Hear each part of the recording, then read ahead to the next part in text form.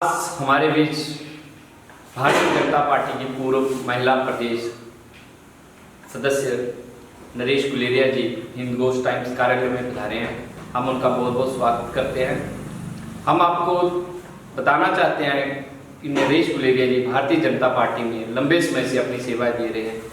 ये रूट पर महिला अध्यक्ष भी रही हैं और वर्तमान समय में फतेहपुर विधानसभा में भारतीय जनता पार्टी के लिए जमीनी स्तर पर कार्य कर रहे हैं। गुलेरिया जी, आपका बहुत बहुत धन्यवाद हमारे ऑफिस में आने के लिए।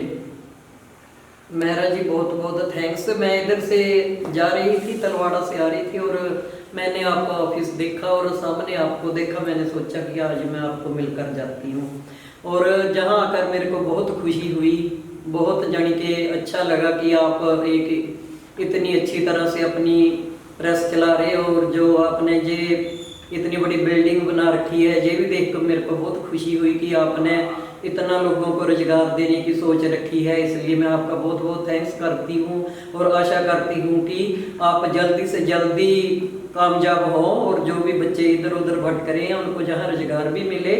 और आप बिल्कुल बहुत अच्छी ये जन सेवा कर रहे हैं, इसके लिए मैं आपका बहुत धन्यवाद करती हूँ। धन्यवाद गुलेरिया जी।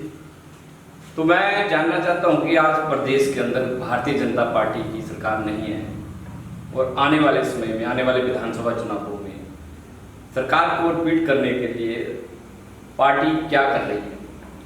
कांग्रेस पार्टी कैसे रिपीट हो सकती है पविंदर मेहरा जी? इन्होंने तो मेरे तो नज़रों में कोई अच्छा काम किया नहीं। जो भी अच्छी संस्थाएं थी, जो भी अच्छे बच्चों के स्कूल थे या कुछ था, इन्होंने सब कुछ बंद किया। इन्होंने अच्छी जो कोई लाइब्रेरी थी या कोई हॉस्पिटल वगैरह जहाँ भी बहुत अच्छा काम चल रहा था वो भी सुक्खू जी ने बंद कर दिया। और जो लोगों से वादे करके 1500 रुपये देंगे, वो करेंगे तो ये करेंगे, वो भी आज तक नहीं दिया। ऐसे झूठ मूठ बोल के इन्होंने वोटें तो ले ली लेकिन ये कामयाब नहीं हो सके। इसलिए ये कैसे रिपीट हो सकते हैं? इन्होंने कोई भी तो अच्छा काम नहीं किया। सभी लोग तो परेशान हैं, सभी लोग दुखी है। ऐसे ही झूठे वादे करते रहते हैं। मैंने सुना है कि जो एक काट के हंडी होती है वो बार बार नहीं चढ़ती। नहीं, पर कुछ कांग्रेसी लीडरों का कहना है कि हम प्रदेश के अंदर बहुत विकास कर रहे हैं। क्या आपको जमीनी स्तर पर ये विकास दिखाई देता है? नंबर एक, मैं पूरे हिमाचल में तो क्या बोलूँगी, वो लोग वो ही जानते हैं। मेरे को फतेहपुर में तो कुछ नजर आ नहीं रहा। वैसे ही लोग परेशान हैं, वैसे ही दुखी है, सभी वैसे ही परेशान हैं। और वो इस बात से भी परेशान है कि हम जाएं तो जाएं कहाँ? हमारी यहाँ सरकार बन नहीं रही, हमारा यहाँ का कोई विधायक बन नहीं रहा। इस कारण भी वो बहुत परेशान है। यदि वो कहीं से इधर उधर से पट करके भगवान जी के पास चले भी जाते हैं तो वो उसको दुत्कार कर भेज देते हैं कि आप बीजेपी के लोग हैं। जहाँ कोई माई बाप नहीं है, हमारा फतेहपुर में कोई कुछ नहीं है, जहाँ का क्या हो रहा है। पार्टी में लंबे समय से वनवास चल रही है। डॉक्टर राजन सुशांत के बाद जहाँ पर कोई भी उम्मीदवार भाजपा का अभी तक जीत नहीं पाया, इसका क्या कारण रहा है? इसका कारण ये रहा है मेहरा जी कि आप जे हर बार ही एक नया चेहरा लाते हैं हमारा संगठन। मैं अपने संगठन के विरुद्ध बिल्कुल नहीं बोलती। मेरा माननीय है ये संगठन, मैं इसको माननीय मानती हूँ और जो भी ये फैसला करते हैं हम लोग अपने सिर माथे पर लेकर चलते हैं। लेकिन जो लोगों की भावना होती है वो यही कहते हैं कि कभी एक बार से दुई बार कभी इन्होंने किसी कैंडिडेट को रिपीट किया ही नहीं। जब देखो नया चेहरा, जब देखो नया चेहरा, जब देखो नया चेहरा। परमार जी भी थोड़ी 5-6 वोटों से मेरे हारे थे, वो भी रिपीट हो सकते हैं। राकेश पठानिया जी ने भी थोड़ी देर में काफी वोट से ले लिए हैं। यदि अब भी उनको रिपीट नहीं करेंगे तो मैं जहां कुछ लोगों से सुन रही थी कि यदि दोबारा वो रिपीट नहीं होंगे तो हम बगावत करेंगे, हम नया चेहरा बिल्कुल बर्दाश्त नहीं करेंगे और उसके लिए हमारे संगठन को सोचना चाहिए। इसका मतलब है कि बार बार चेहरा बदलने से पार्टी को फतेहपुर विधानसभा में नुकसान हुआ है। देखो मेहरा जी, यदि हम घर में ही एक मुखिया 1 साल चलाते हैं, दूसरी बार कह देते हैं ये मुखिया नहीं है, इसको कर दो, इसको आगे कर दो, वो घर भी कैसे चलेगा? ये तो एक बहुत बड़ी विधानसभा है ना। नहीं, अभी अब पिछले चुनावों में आपने देखा कि राकेश पठानिया जी बहुत कम वोटों से हारे हैं। हाँ जी। अगर इस बार भी राकेश पठानिया का टिकट काट दिया जाएगा तो कार्यकर्ताओं का जो मनोबल है वो टूट जाएगा। तो ऐसे में कार्यकर्ता कहाँ जाएंगे? बार बार कैंडिडेट बदलने से क्या कार्यकर्ता सुरक्षित हैं पार्टी के अंदर? फतेहपुर बिखर जाएगा। फतेहपुर में नया कैंडिडेट का यदि जे चेहरा आगे लाएंगे तो कभी भी जे कामयाब नहीं होंगे और जे चेहरा बिखर जाएगा। एक बार संगठन को सोचना चाहिए, दोबारा एक बार मौका देना चाहिए। मेरी तो यही मंशा है, बाकी जो संगठन अच्छा चाहेगा हमारे लिए तो मान। पर मेरे को जो लगता है, जो मेरी पत्रकारिता का एक्सपीरियंस है, मैं आपको बताना चाहूंगा कि फतेहपुर विधानसभा में आदरणीय प्रधानमंत्री नरेंद्र मोदी, हाँ जी, योगी आदित्यनाथ जी हाँ जी, और कई बड़े चेहरों ने यहाँ पे भाजपा के उम्मीदवार के लिए प्रचार किया था। हाँ जी। लेकिन उसके बावजूद भी जब देश में, पूरे देश के अंदर एक भाजपा की लहर थी, लेकिन फतेहपुर विधानसभा में वो लहर दिखाई नहीं दी। उस लहर के अंदर नरेंद्र मोदी उम्मीदवार को नहीं जिता पाए, योगी आदित्यनाथ जी भी नहीं जिता पाए, प्रेम कुमार धूमल जी जिता नहीं पाए, अपने शांता कुमार जी ने भी जो लगा नहीं जिता पाए, अदर भी कई मंत्री देश से आए जो जिता नहीं पाए फतेहपुर को। ऐसा क्या कारण है कि फतेहपुर विधानसभा की जनता जो है, क्या बड़े चेहरों को भाव नहीं दे रही है, या पार्टी के ही कार्यकर्ता अंदर से दुखी हैं? देखो मेहरा जी, मैं आपको एक बात बताती हूँ। मैं जहाँ आपके पास 1 घंटा 2 घंटे 3 घंटे ठहर जाऊंगी, मैं जहाँ स्पीच कर जाऊंगी, लेक्चर कर जाऊंगी, सभी का गुणगान कर जाऊंगी, आपका भी कर जाऊंगी, पर जो लोगों की बात मैं मंत्री नहीं हूं, मैं कुछ भी है, चाहे मैं अपनी एग्जांपल दे रही हूँ, मैं किसी के भी गुणगान कर जाऊंगी। इसी तरह ऊपर से नेता आते होंगे, जो उनका कैंडिडेट होता होगा, उनके बारे 1-2 घंटे में बोल के प्रशंसा करके चले जाते होंगे, लेकिन दूसरी बार फिर जब ये चेहरा बदल देते हैं तो लोग बिखर जाते हैं। चेहरा बदलने से ही जनता बिखर रही है और ऐसे ही बिखरेगी। यदि अब भी ऐसा ही हुआ तो जहां बीजेपी कभी नहीं आएगी। खैर, मेरा इतना तो, मैं बड़ी नेता नहीं हूं, ना मेरा कोई इतना एक्सपीरियंस है, पर मैं ये बात लोगों से जो सुनती हूं मैं वो ही आज आपको बता। पर एक बात फिर भी बड़ी अजीब सी लग रही है कि देश के अंदर केंद्र सरकार की कई ऐसी योजनाएं हैं जिसका लाभ हिमाचल प्रदेश ले रहा है, फतेहपुर विधानसभा क्षेत्र में भी लोग ले रहे हैं, फिर भी लोग यहाँ भाजपा के उम्मीदवार को घास नहीं डालते हैं। क्या कारण है? इसका कारण यही है, एक बार दूसरा, दूसरी बार तीसरा, तीसरी बार चौथा, कैसे होता है? एक बार नहीं 2 बार तो किसी को मौका देना चाहिए। तो इस बात को पार्टी हाईकमान के आगे क्यों नहीं उठा रहे आप लोग? क्या तो मैं कहां से उठाऊंगी? ये तो सारा फतेहपुर आगे आए उठाए, मैं अकेली क्या बोलूंगी? मैं तो बोल वो तो थक भी गई, बोलती भी हूँ, लिखती भी हूँ, पर मैं करूँ तो करूँ भी क्या? सभी को चाहिए, सभी को आवाज उठानी चाहिए। यदि ये लोग इतने परेशान है, दुखी है, सभी को आवाज उठानी चाहिए। मेरी एक आवाज से क्या हो जाएगा? अभी आपके मंडलों के चुनाव हुए हैं, उसके अंदर भी कई कार्यकर्ताओं में नाराजगी चल रही है कि ये 45 वाले लिए हैं, तो 50 जो 50 साल के लोग हैं, जो काफी समय से सेवा कर रहे हैं, उनको मौका ही नहीं मिला, वो वैसे ही इस लाइन से बाहर हो गए हैं।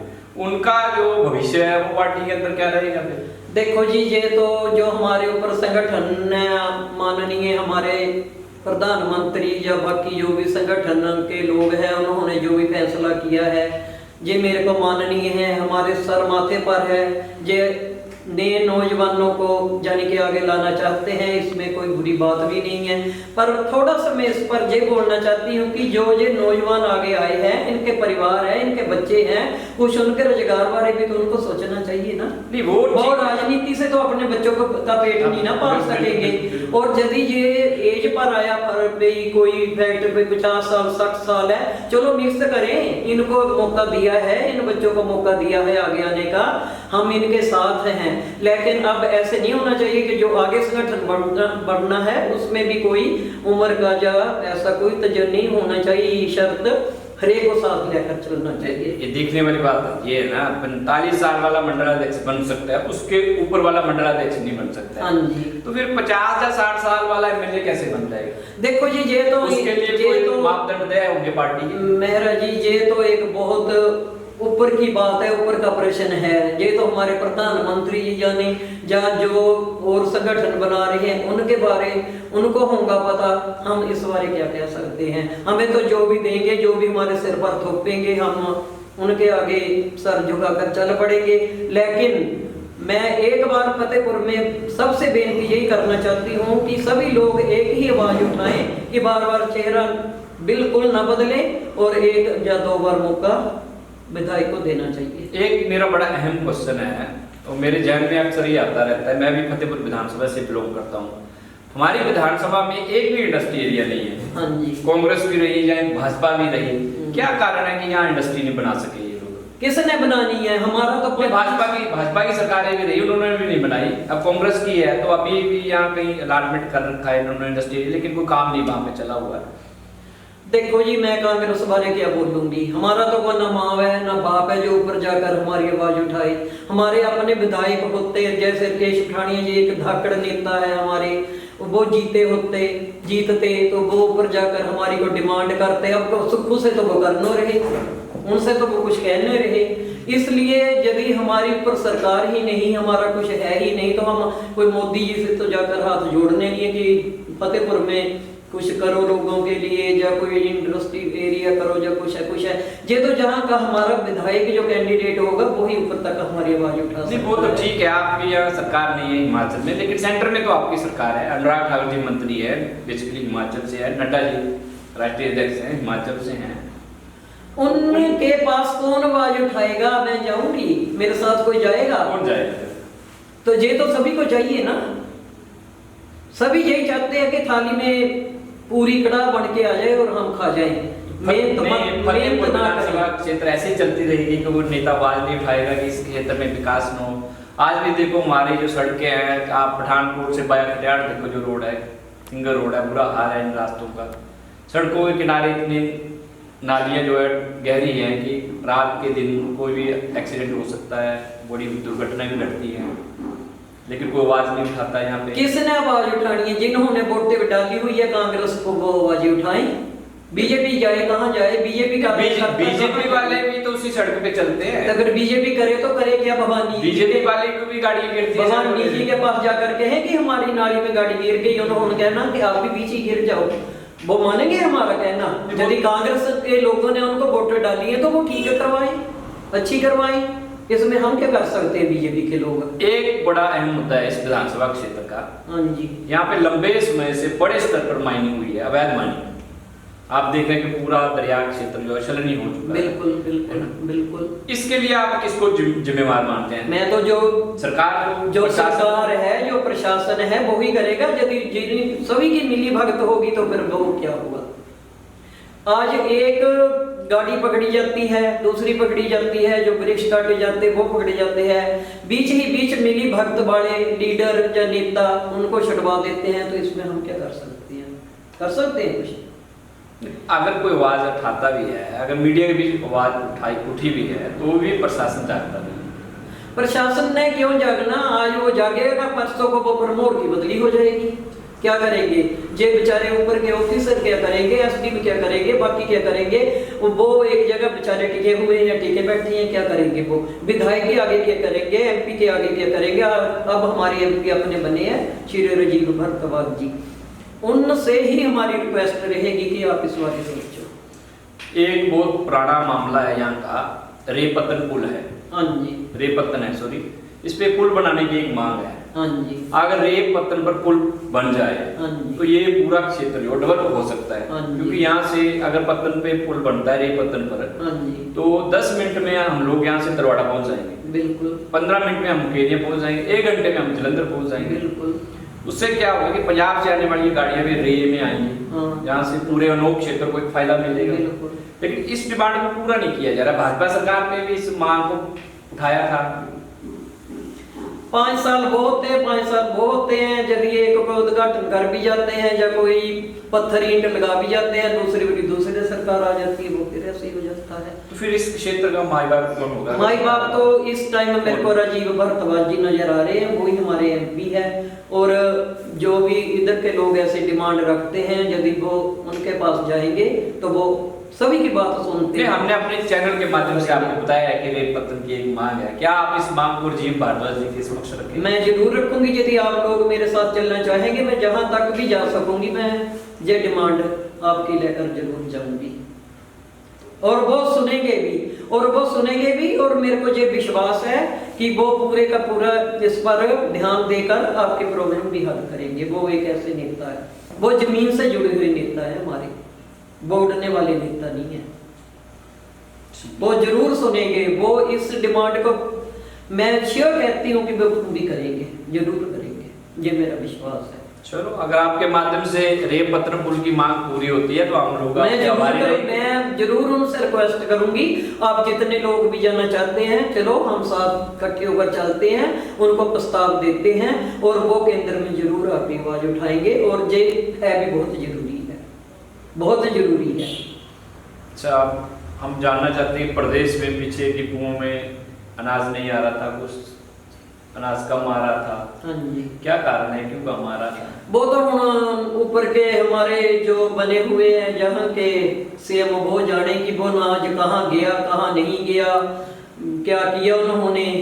हमने ऐसी तो कोई दूरबीन लगा नहीं रखी, हमने यही देखा है कि डिपो में गरीब रो रो के जा रहे थे, सभी परेशान थे और हमने तो उनको यही बात बोली थी कि और हाथ को मोहर लगाओ और इन हाथों से अनाज खाओ। अब अनाज ही नहीं है, किस हाथ से? तो फिर हम जब है ही नहीं तो फिर खाएंगे कैसे? रहो, ऐसे ही होता है। फिर गलत इंसान चुनना, चाहे मैं हूँ चाहे आप हो चाहे वो है, तो इसका खमियाजा आम जनता को भुगतना पड़ता है। अच्छा, अगर फतेहपुर विधानसभा में इस बार मान लो पीछे की तरह, जैसे पीछे हुआ है कि कैंडिडेटों की टिकट बदल दी जाती थी, एक बार वो हार गए तो दूसरा आ जाता था, अगर मान लो इस बार भी ऐसा ही हुआ तो आप लोगों का क्या फ्यूचर रहेगा फतेहपुर विधानसभा? मैं तो जिसकी टिकट होगी उसी के साथ चलूंगी, लेकिन मैं बीजेपी से जुड़ी हूँ, आज से 30 साल पहले जुड़ी हूँ, मैं तो उसको ही वोट डालूंगी, मैं तो उसके साथ ही चलूंगी। लेकिन जो आम लोग हैं ये ऐसा ही कह रहे हैं कि यदि इस बार चेहरा बदला तो हम खिंड खिंड हो जाएंगे, मैं उनको कैसे जोड़ूंगी? ये तो उनकी अपनी सोच है ना, मैं क्या करूंगी? ये तो ऊपर संगठन को चाहिए कि क्या कर रहे हैं ये, क्यों नहीं बार बार मौका, एक बार नहीं दो बार नहीं, एक दूसरी बार तो दो। गुलेरिया जी, आपका बहुत बहुत धन्यवाद हिंद गोस्ट टाइम चैनल में आने के लिए। मैं भी आपका बहुत बहुत धन्यवाद करती हूँ और चलो फिर कभी मिलेंगे।